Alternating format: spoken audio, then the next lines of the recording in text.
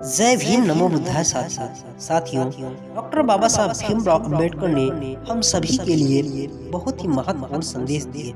आइए जानते हैं उनके महत्वपूर्ण संदेश के बारे में। डॉक्टर बाबा साहब भीमराव अम्बेडकर कहते हैं कि पिछले 30 वर्षों से तुम लोगों के राजनीतिक अधिकार के लिए मैं निरंतर संघर्ष कर रहा हूँ। मैंने तुम्हें संसद और राज्यों की विधानसभाओं में सीटों का आरक्षण दिलवाया। मैंने तुम्हारे बच्चों की शिक्षा के लिए उचित प्रावधान करवाए।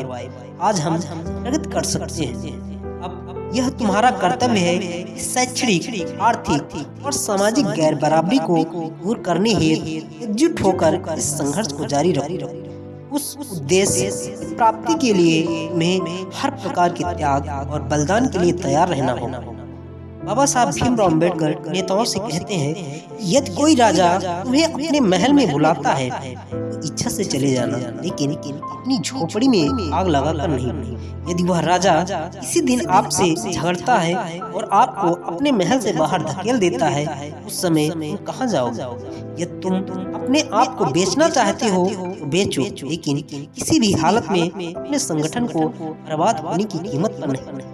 मुझे दूसरों से कोई खतरा नहीं, लेकिन मैं अपने लोगों से ही खतरा महसूस कर रहा हूँ। बाबा साहब भीमराव अम्बेडकर भूमिहीन मजदूरों से कहते हैं, मैं गांव में रहने वाले भूमिहीन मजदूरों के लिए काफी चिंतित हूँ। मैं उनके लिए ज्यादा कुछ नहीं कर पाया हूँ। मैं उनकी दुख तकलीफों को नजरअंदाज नहीं कर पा रहा हूँ।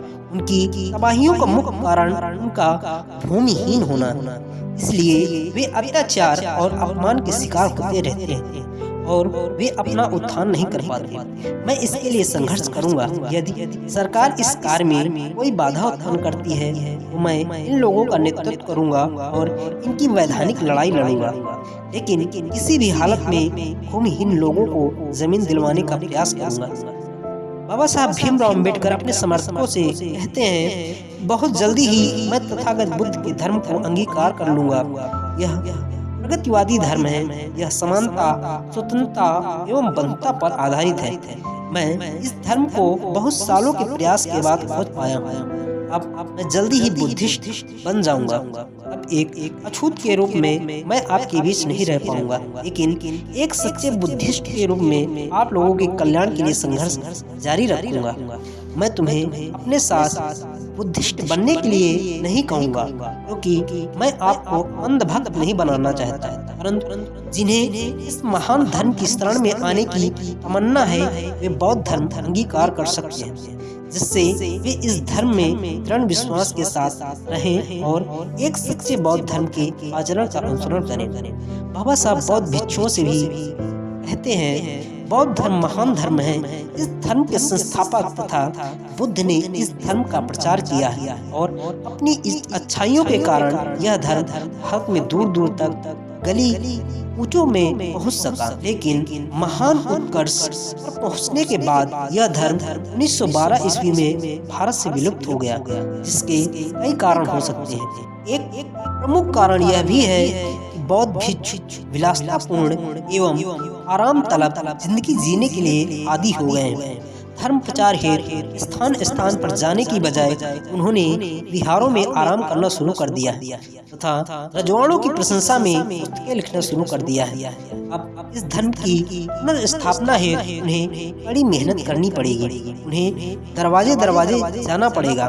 मुझे समाज में ऐसे बहुत कम भिक्षु दिखाई देते हैं, इसलिए जन साधारण में से अच्छे लोगों को भी इस धर्म प्रचार हेतु आगे आना चाहिए और इनके संस्कारों को ग्रहण करना चाहिए। बाबा साहब भीमराव अम्बेडकर शासकीय अधिकारियों और कर्मचारियों से कहते हैं, हमारे समाज की शिक्षा में कुछ प्रगति हुई है। शिक्षा प्राप्त करके कुछ लोग उच्च पदों पर पहुंच गए हैं। मैं देख रहा हूं कि छोटे और बड़े क्लर्कों की एक भीड़ एकत्रित हो गई है, जो अपनी पेट भरने में व्यस्त है। मेरा आग्रह है कि जो लोग शासकीय सेवाओं में नियोजित हैं, उनका कर्तव्य है कि वे अपने वेतन का 20वां भाग 5% स्वेच्छा से समाज सेवा के कार्य हेतु दें। तभी समग्र समाज प्रगति कर सकेगा, अन्यथा केवल चंद लोगों का ही सुधार होता रहेगा। कोई बालक जब गांव में शिक्षा प्राप्त करने जाता है तो संपूर्ण समाज की आशाएं उस पर टिक जाती है। एक शिक्षित सामाजिक कार्यकर्ता समाज के लिए वरदान साबित हो सकता है। बाबा साहब भीमराव अंबेडकर छात्र एवं युवाओं से अनुरोध करते हैं कि मेरी छात्रों से अपील है कि शिक्षा प्राप्त करने के बाद किसी प्रकार की कुलर्की करने के बजाय उसे अपने गांव की अथवा आसपास के लोगों की सेवा करनी चाहिए, जिससे अज्ञानता से उत्पन्न शोषण एवं अन्याय को रोका जा सके। आपका उत्थान समाज के उत्थान में ही निहित है। आज मेरी स्थिति एक गड़े खंभे की तरह है जो विशाल टेंटों को संभाल रही है। मैं उस समय के लिए चिंतित हूँ जब यह खंभा अपनी जगह पर नहीं रहेगा।